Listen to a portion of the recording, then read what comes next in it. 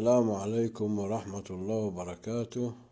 صور الأحباب من أفراح آل عسير وآل حسان، حيث تم اليوم عقد قران الأستاذ عبد الرحيم محمود متولي على كريمة الحج عبد الرؤوف آل حسان.